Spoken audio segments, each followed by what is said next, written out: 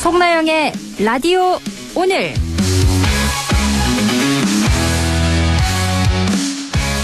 여러분 안녕하십니까? 송나영입니다. 한미 정상이 우호를 다진 지 2주도 지나지 않았는데요. 미국에서 한국인 근로자 300여 명이 불법 체류 혐의로 체포됐습니다. 486조 원이라는 막대한 규모의 대미 투자를 약속했지만 정작 우리 기업의 핵심 인력은 제대로 된 비자 한 장 받지 못해 벌어진 일입니다. 현지 취업의 필수인 전문직 비자 추첨에서 매번 고배를 마시며 결국 단기 비자로 입국해 일하다 단속에 걸린 건데요. 캐나다, 칠레, 싱가포르, 호주는 미국과 별도의 비자 쿼터 협정을 맺어 자국민들이 현지에서 자유롭게 일하고 있지만 한국은 수십 년간 막대한 투자를 이어왔음에도 정작 비자라는 가장 기본적인 혜택조차 받지 못하고 있는 현실입니다. 486조 원 투자 약속에도 푸대접 받는 상황, 이제는 달라져야죠. 미국에 투자하고 진출한 우리 기업들의 오랜 민원이었던 미국 비자 문제, 하루빨리 해결되길 바라봅니다. 안동문화방송 라디오 오늘 광고 듣고 시작합니다.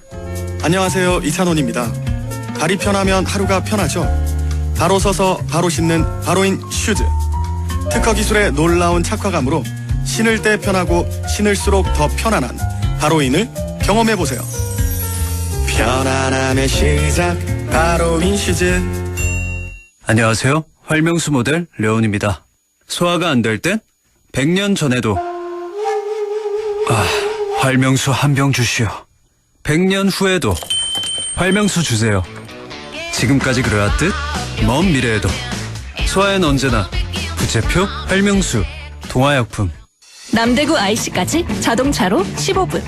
대형 물류와 상류 시설로 다양한 업종 입주가 가능한 영호남 물류 클러스터. 서울, 대전, 대구, 부산, 찍고 광주까지 동고령 IC 물류단지. 입주 문의 054-956-7241. 시행 주식회사 미래산업개발. 셰프 에드워드 리입니다. 나비엔과 매직이 만나 대한민국 주방이 화적해집니다. 초고화력 인덕션과 자동 연동되는 3D 에어후드, 미세 화력 조절까지 가능한 가스레인지와 스마트한 전기 오븐, 전자레인지까지 새로운 주방 시스템의 탄생. 나비엔 매직. 경동 나비엔. 피로회복 비타민 B, 비맥스 골드에 활성형 비타민 B1을 2종으로 비맥스 메타에 B1 함량을 더 B12도 활성형으로 더 비맥스 메타 B에서 멈추지 않고 활성형 비타민 B5종을 고함량으로 비맥스 Z 제대로 등장했습니다. 피로회복 제대로 Z로 비맥스 Z. 제대로 된 설명은 약사님께 지신욱 십자. 아빠, 또 운전 중에 폰 보고 있지? 아빠 앞만 보고 있어. 딴짓하지 말고 주시. 네, 공주님. 당신을 아끼는 잔소리처럼 당신을 지키는 현대 SUV 2016 산타페는 모든 트림에 꼭 필요한 지능형 안전사양이 기본. 9월 8일 월요일 라디오 오늘입니다. 1부 꼭 알아야 할 우리 지역의 뉴스를 시원하게 정리해드립니다. 양승진의 슬기로운 뉴스 생활 준비되어 있고요. 2부 이슈 오늘에서는 산불 피해 지역에서 농촌 봉사활동도 하고 여행도 한다는데요. 잠시 후 불꽃청춘 농활단 박대진 대표 연결해 이야기 나눕니다. 이어서 더불어민주당 박규환 영주영양봉화 지역위원장 연결해 박규환의 세상 읽기 함께합니다. 라디오 오늘 유튜브로도 다시 들을 수 있거든요. 많은 애청 바랍니다.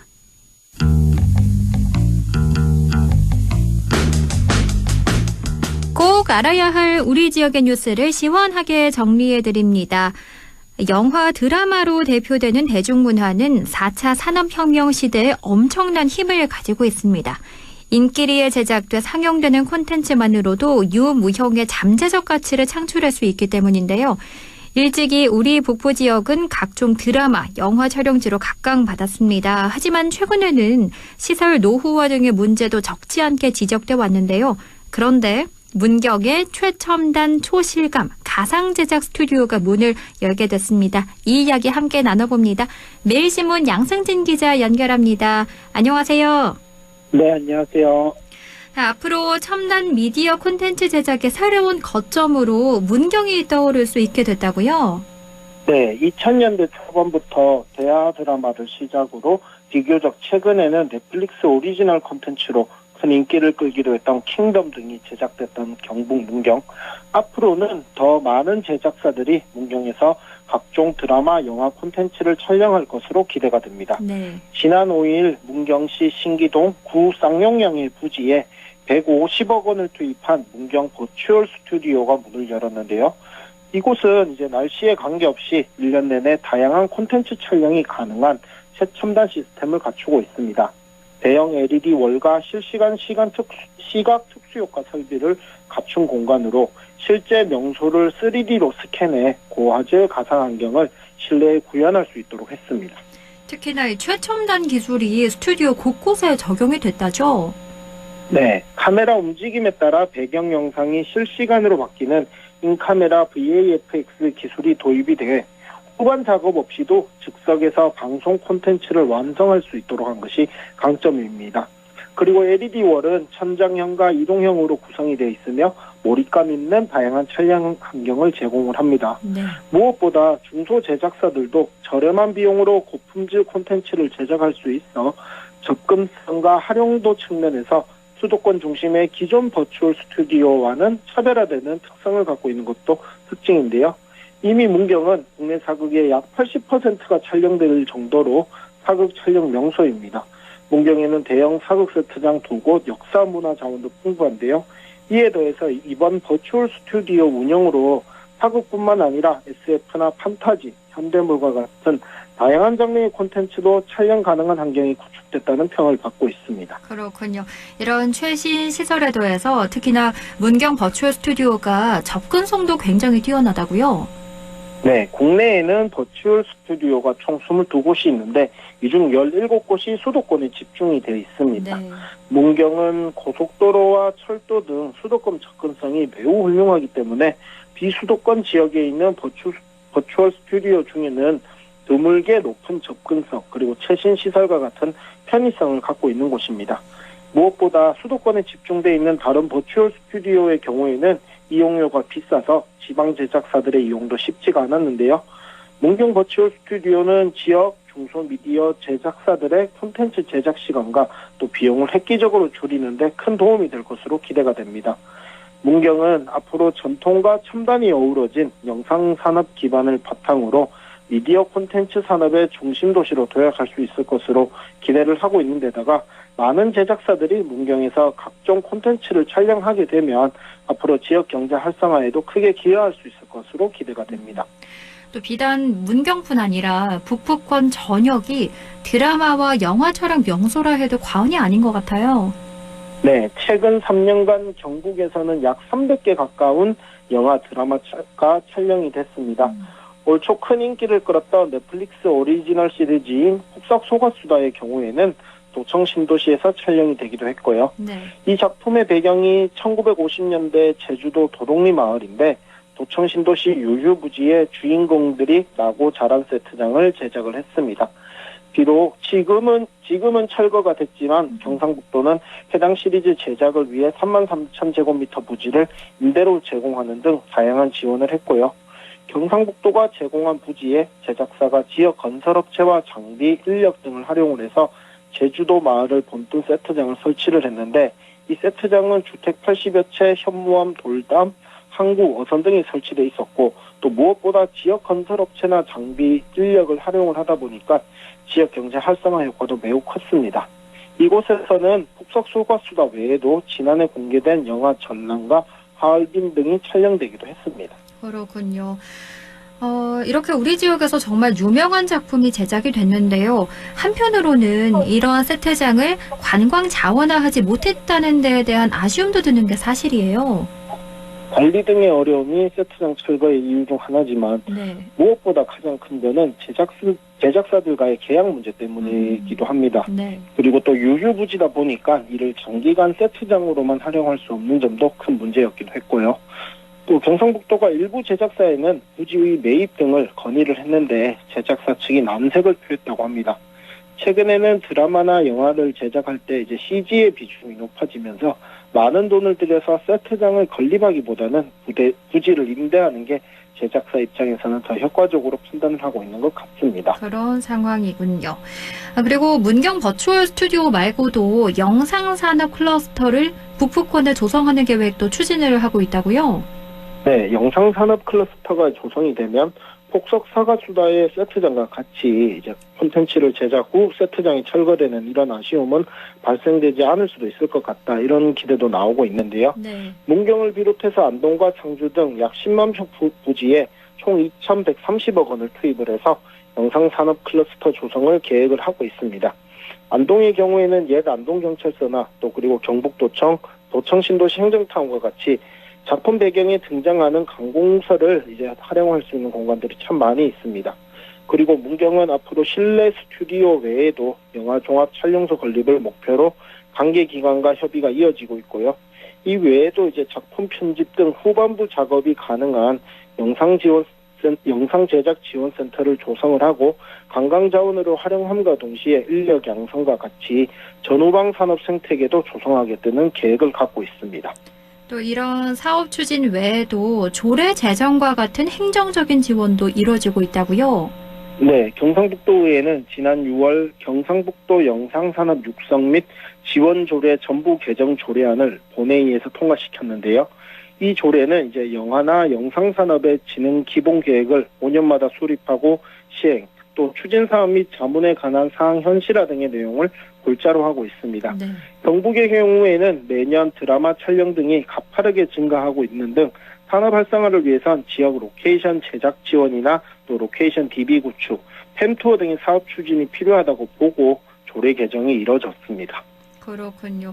무엇보다도 앞으로 지역에서 더 많은 영화나 드라마 같은 K 콘텐츠 촬영이 이루어지고 이를 관광 자원화해서 지역의 관광 수익 증대로 이어졌으면 좋겠습니다.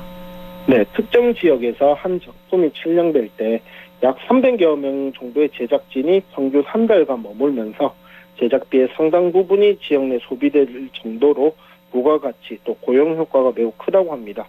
물론 모든 촬영이 다 경북 지역에서 이루어질 수는 없겠지만 경북의 자원을 활용을 해서 영화나 드라마 같은 콘텐츠 제작이 이루어지고 또 이 작품들이 전국을 넘어 세계적으로 흥행을 한다면 관광객 유입 효과와 같은 가치 창출도 가능할 것으로 기대가 됩니다. 이번에 새롭게 문을 연 문경의 버추얼 스튜디오에서 더 많은 K-드라마, K-영화가 촬영이 되고 또 이런 작품들이 흥행을 해서 더 많은 경제적 효과가 발생할 수 있었으면 좋겠습니다. 네, 이렇게 문경이 드라마와 영화 촬영 1번지에서 첨단 미디어의 허브로 자리매김한다는 이야기 함께 들어봤습니다. 지금까지 양승진의 슬기로운 뉴스 생활 매일신문 양승진 기자와 함께했습니다. 오늘 말씀 잘 들었습니다. 고맙습니다. 네, 감사합니다. 라디오 오늘 1부는 여기까지고요. 잠시 후 2부에서 뵙겠습니다.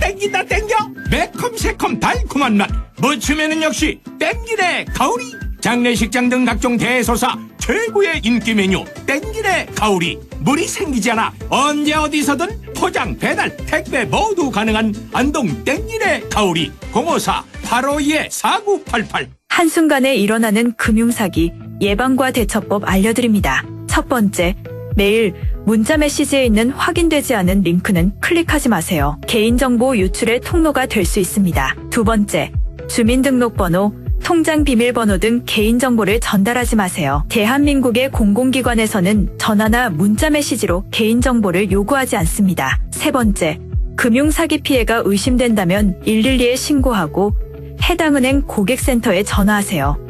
해당 계좌의 지급정지를 요청할 수 있습니다. 네 번째, 금융사기 피해 금액에 대해서는 해당 은행을 방문하여 피싱사기 피해금 환급을 신청하세요. 다섯 번째, 은행의 보안 서비스를 적극 활용해주세요. 확인되지 않은 PC에서는 이체가 안 되게 하거나 해외 IP를 차단하는 등 금융사기 예방이 가능한 서비스를 이용할 수 있습니다. 한순간의 클릭으로 일어나는 금융사기 예방과 대처법을 꼭 기억해주세요. 기후변화로 인해 인류는 곧 비싼 기후비용을 감당해야 합니다. 비싸? 얼만데? 2050년이 되면 지금 네가 마시고 있는 커피가 8배 비싸질지도 몰라. 8배?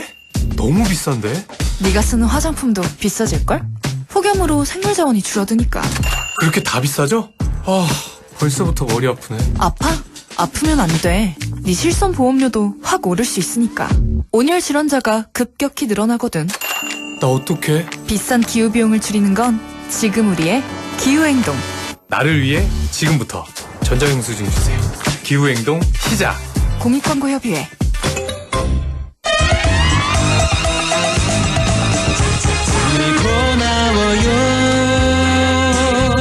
우린 친구예요. 함께 노력하는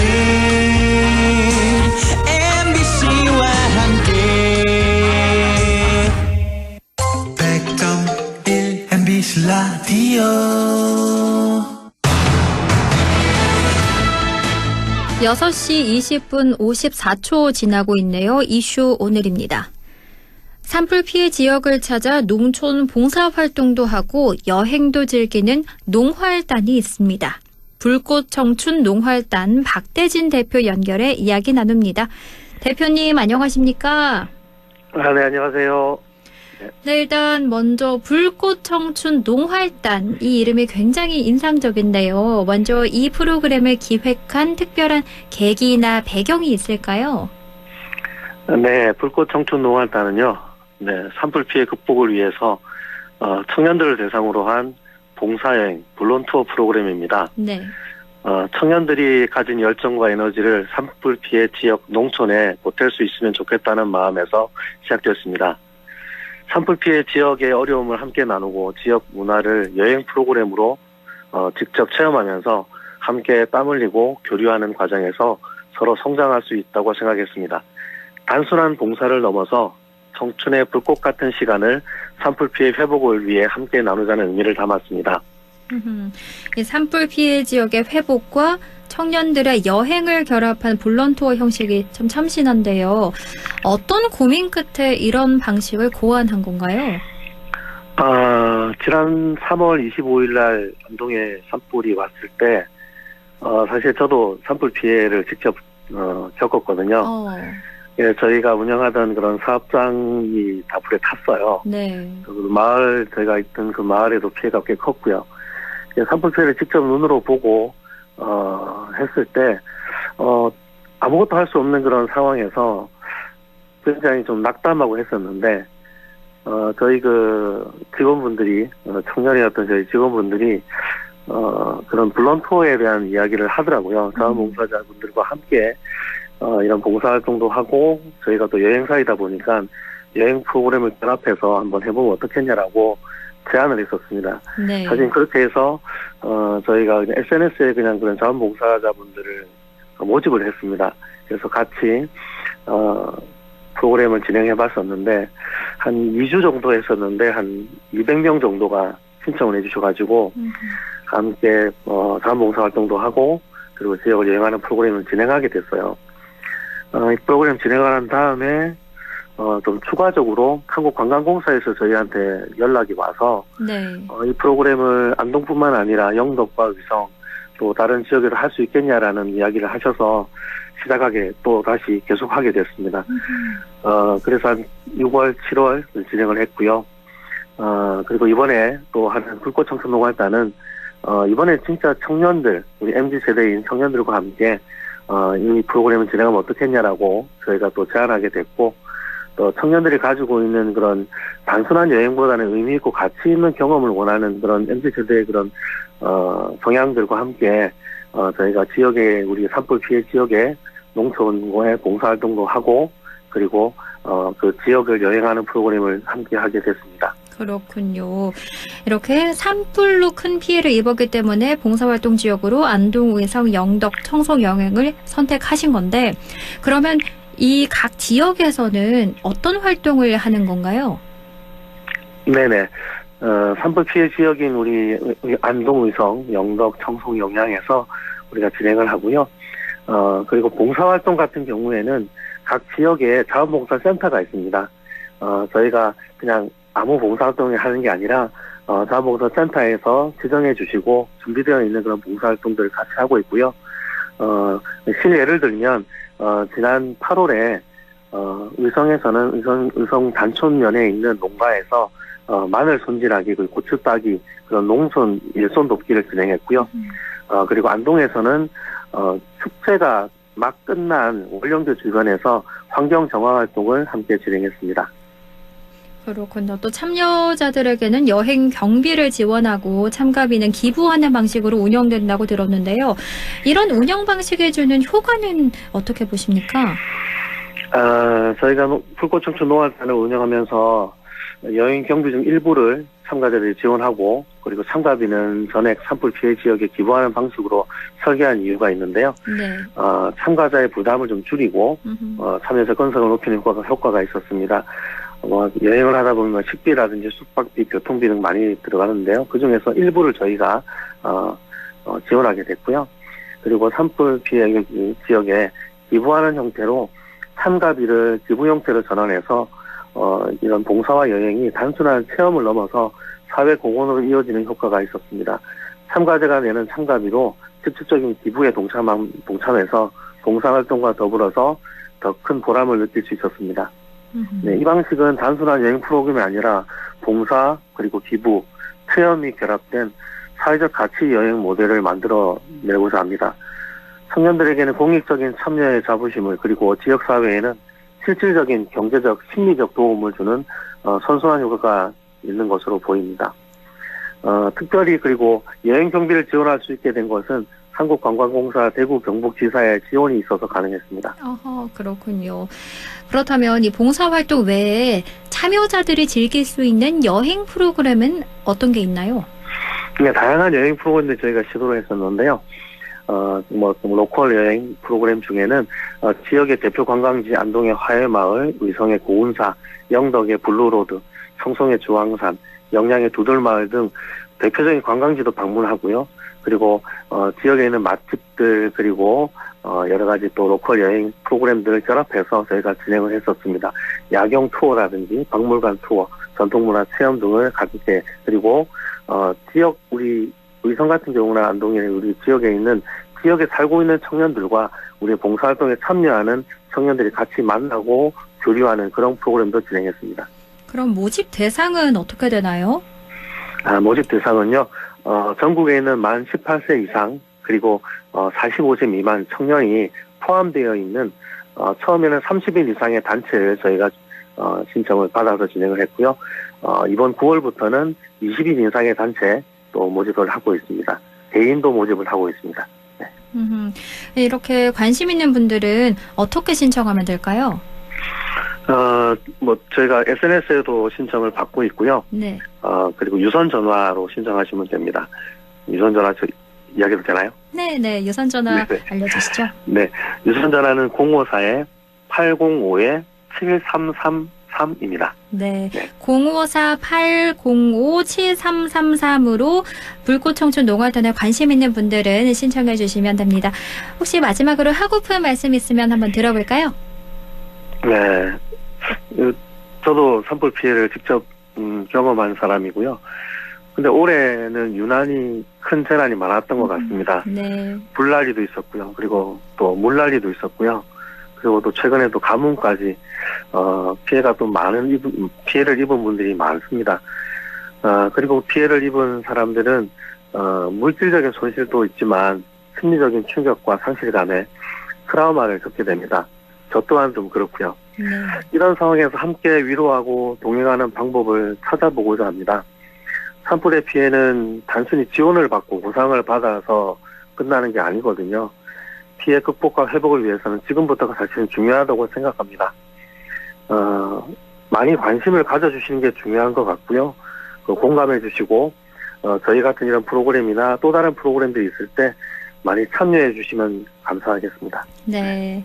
이렇게 불꽃청춘 농활단에 함께 하시면서 단순히 봉사자에 머물지 말고 지역 회복에 함께하는 동반자로 함께해 주시기 바랍니다. 지금까지 불꽃청춘 농활단 박대진 대표와 이야기 나눴습니다. 고맙습니다. 감사합니다. 라디오 오늘에서는 청취자 여러분의 참여를 기다리고 있습니다. 우리 지역에서 발생한 사건 사고 소식이나 함께 토론하고 싶은 내용을 안동 MBC 홈페이지 라디오 오늘 게시판에 올려주시기 바랍니다. 전화와 문자 참여도 하실 수 있습니다. 전화는 851국에 7191번, 문자는 샵 0913번으로 보내주시면 됩니다. 문자는 단문 50원, 장문 100원의 정보 이용료가 있습니다. 여러분의 많은 참여 바랍니다.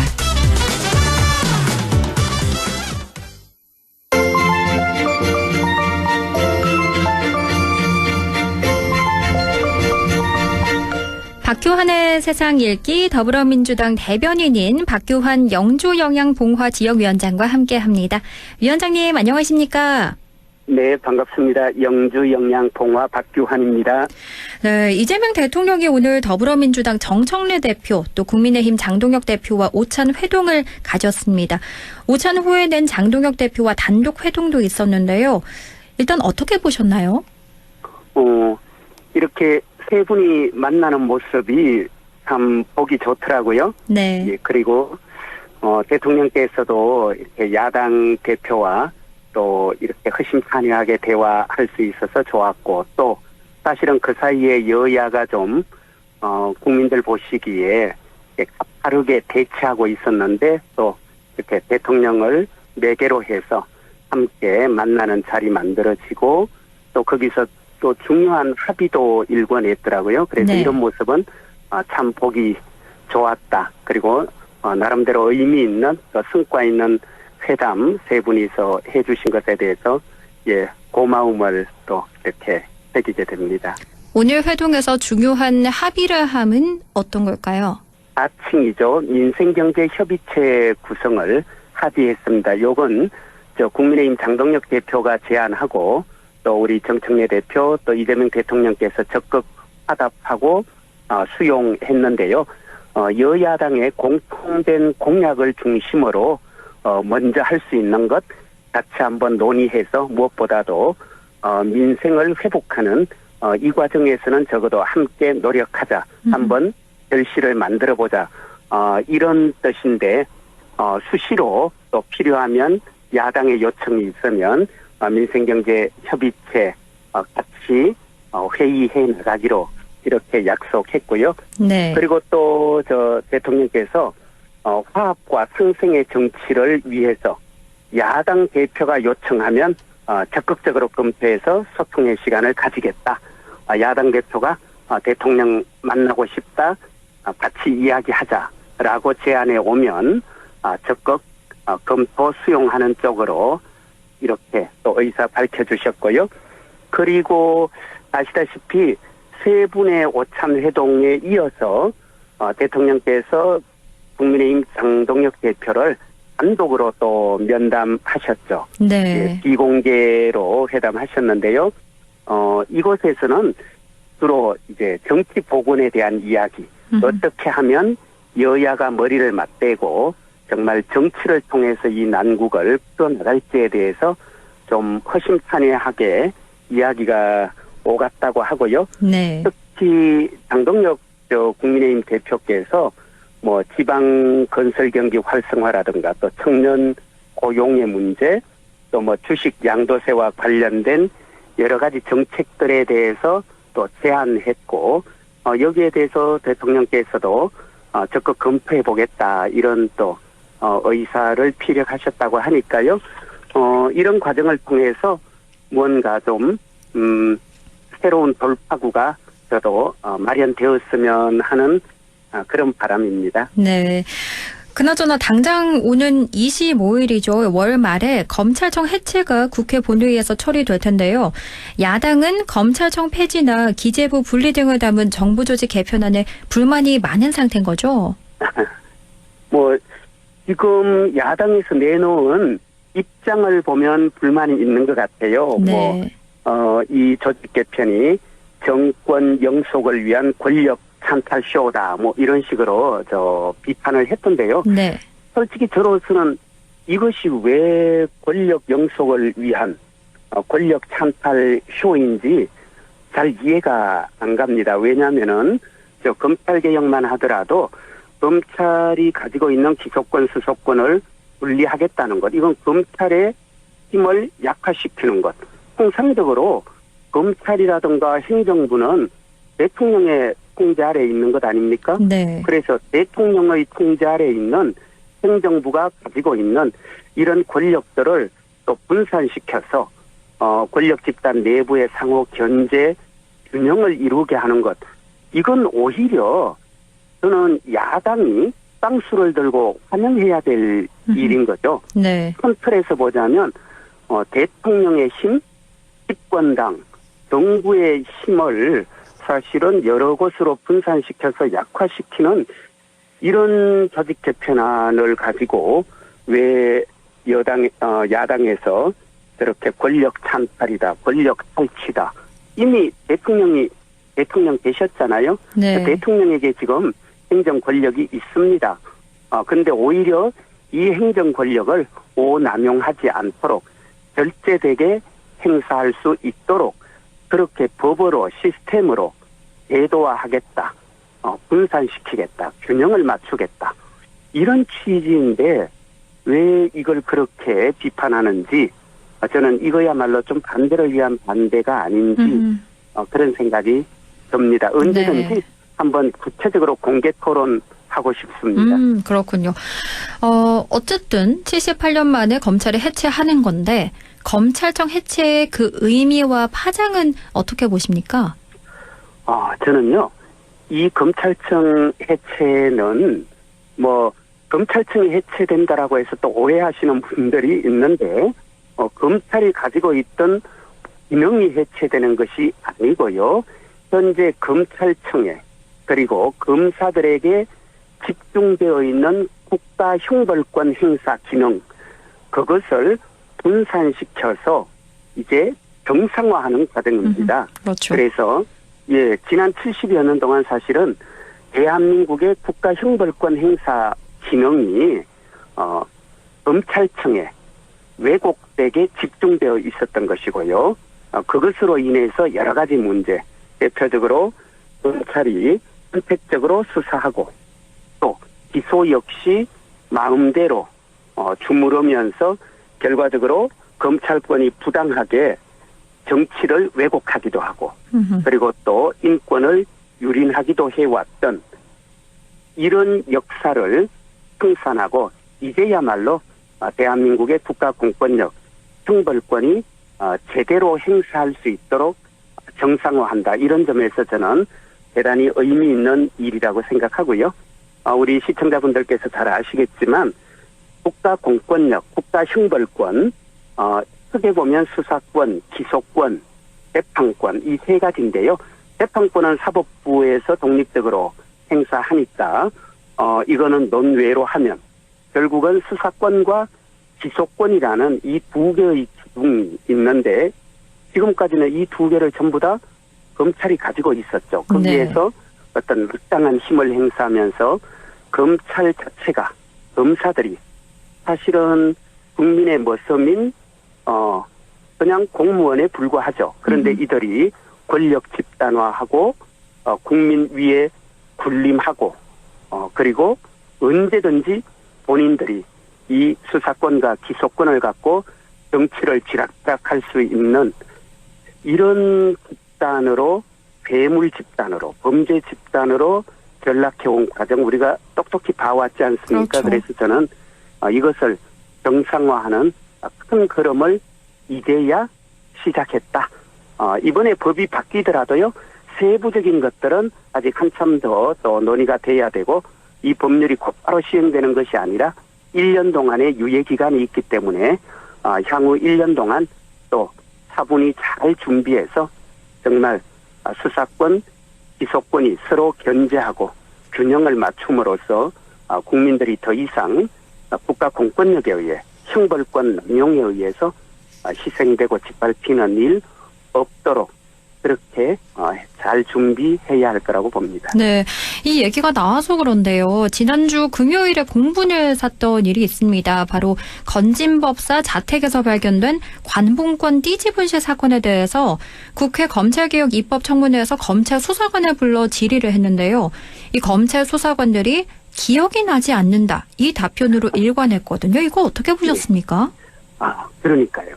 사실은 그 관봉권이라는 게 적폐공사에서 한국은행으로 보내주는, 그래서 비밀로 똘똘 싸고 그 위에 띠지도 있고 그리고 또 이렇게 일련 번호라든가 이런 걸 다 기입해둔 이런 메모지 형태로 크게 부착되어 있는, 그게 똘똘 이렇게 쌓여 있는 그런 이제 현금이 그렇게 돼 있는 거죠. 네. 이걸 지금 압수했습니다. 상식적으로요, 이런 관봉권을 볼 일이 거의 없습니다. 그렇죠. 그 수사관들조차도. 네. 그렇기 때문에 압수한 수사관이나 그리고 그것을 이제 보관하고 관리할 책임을 맡은 수사관이나 이 사람들에게는요, 그 관봉권 사실 기억 못한다는 것은 그건 정말 말도 안 되는 거짓말이고요. 그리고 본인들이 현금을 셌다고 얘기하잖아요. 네. 그럼 그걸 다 풀어서 현금을 세야 하는 거잖아요. 그렇죠. 근데 그걸 기억을 못한다? 근데 또 현금을 셌다고 하면서 풀었는지 풀지 않았는지 기억하지 못한다. 그리고 그것이 법규 위반이 아니다라고 얘기하는데요. 네. 모든 증거는 현장에서 압수된 그 원형을 보존해야 됩니다. 아니, 시신이 예를 들어서 옷을 입고 반지를 차고 여러 가지 이렇게 있는 상태에서 지금 발견했습니다. 근데 거기서 예컨대 지금 밖에 걸치고 있는 옷이라든가 이런 거 다 벗깁니까? 그렇지 않죠. 그리고 그 상황 자체가 그대로 증거물입니다. 그 네. 띠지라든가 비닐봉지 싼 것 자체가. 그럼 적어도 현금을 셌다면 그 띠지라든가 비닐봉지라든가 이것도 전부 다 관련된 증거 물품으로 보관했어야 마땅하죠. 그러니까 이건 그렇죠. 누가 봐도 명백하게 그 증거 물품 관련된 것들을 전부 다 의도적으로 훼손하거나 멸실한 것인데 그렇게 거짓말을 하더라고요. 저는요, 수사관들이 저렇게 국회에서 국민대표기관에서 국민이 보는 앞에서 그 정도로 나올 정도면 검사들은 오죽하겠습니까? 그래서 네. 저는 정말 대한민국 검찰 어디까지 와 있는지 그 모습을 저는 국민 앞에 있는 그대로 적나라하게 보여주는 장면이었다. 그런 생각입니다. 이 두 수사관이 심지어 모범 답변을 사전에 함께 제작하고 공유했다. 이런 것도 드러나고 있는데 이에 대해서 여당은 꼬리 자르기 가능성을 의심하면서 추미애 의원은 관봉권 띠지 폐기 사건은 검찰의 집단 범죄이자 조직 범죄로 보인다. 이렇게 지적까지 한 상황입니다. 결국 이재명 대통령도 검찰이 아닌 특검이 수사해야 한다. 이런 얘기를 했어요. 그렇죠.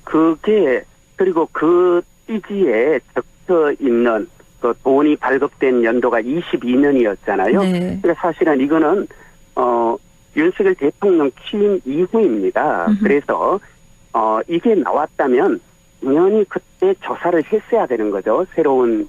그런데 조사를 하지 않고, 오히려 이제 증거 물품들을 훼손했다. 이거는요, 윤석열, 김건희로 가는 어떤 수사의 칼날을 자기들 스스로 제거해버리기 위한 그런 조직적 범죄가 명확하고요. 네. 그렇다면 당연히 검찰에서 더 이상 수사하는 것은 저희가 보기에도 좀 분명히 문제가 있고, 그런 점에서 아마 대통령께서 상설 특검 같은 우리 이런 제도들이 있습니다. 그래서 네. 그쪽에서 수사하는 것이 국민적 의혹 해소하고 또 국민들로부터도 수사 결과를 이제 수용받게끔 하기 위해서는요, 저도 그런 조치가 필요하다고 봅니다. 네.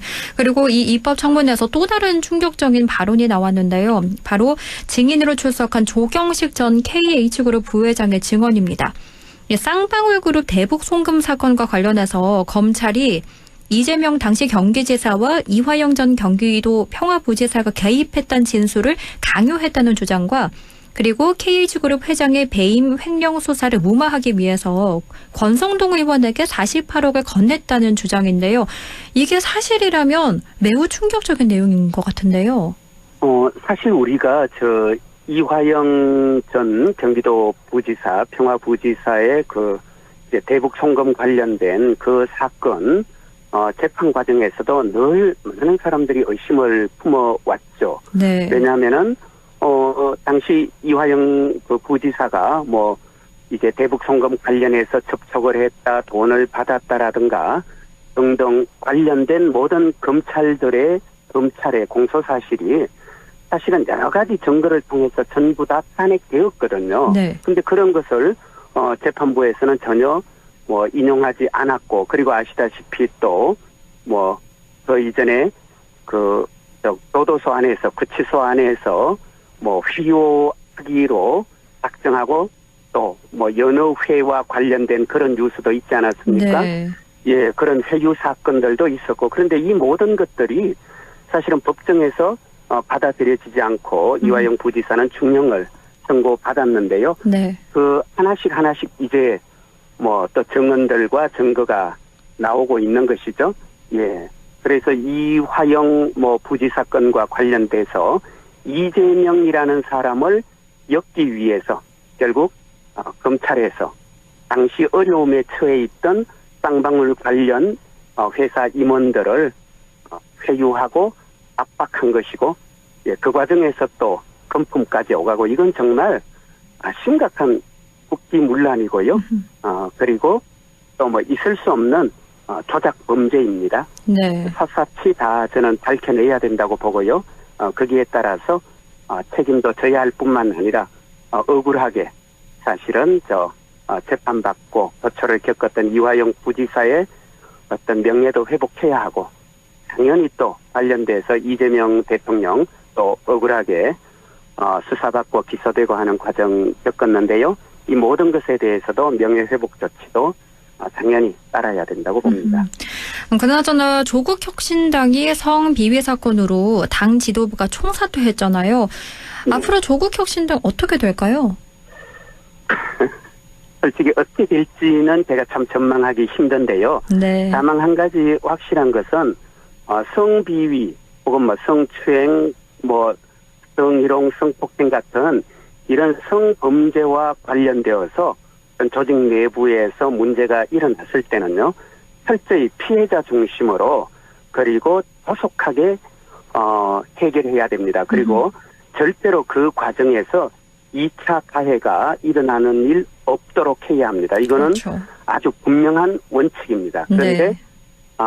안타깝게도 이번에 조국혁신당에서 그 문제를 분명히 성범죄가 있었고, 거기에 대해서 제보나 고발이 있었고, 또 그런데 그것을 처리하는 과정이 원칙에 부합되지 않았을 뿐만 아니라 그 과정에서 2차 가해까지 발생한 것, 여기에 대해서는 저는 조국혁신당이 정말 통렬하게 반성할 뿐만 아니라 관련자들 엄정하게 당에서 처벌할 수 있는 건 당에서 처벌하고, 네. 그렇지 않고 사법당국을 통해서 처벌해야 되는 부분에 대해서도 직접 고발한다든가 또 관련된 수사에 적극 협조해서 저는 관련된 그 가해자들이 모두 처벌받을 수 있도록 그렇게 노력해야 되고요. 다시는 이런 일 일어나지 않도록 저는 재발방지 대책도 엄중하게 세워야 한다. 이렇게 봅니다. 네. 조국 대표께서도 이 문제를 그냥 두루뭉술하게 좀 넘어가거나 또 그냥 의례적인 그런 접근으로 해결하려 하시기보다는 정말 좀 사생결단하는 그런 마음 혹은 또 업참마속하는 그런 심정으로 이번에 이 문제에 대해서 좀 원칙적인 상관 있는 이런 태도를 보여주셨으면 하는 바람입니다. 네, 이렇게 정치권 이야기 이모저모 오늘도 들어봤습니다. 지금까지 박효환의 세상 읽기 더불어민주당 영조영양봉화 지역위원장과 함께했습니다. 오늘 말씀 잘 들었습니다. 고맙습니다. 예, 고맙습니다.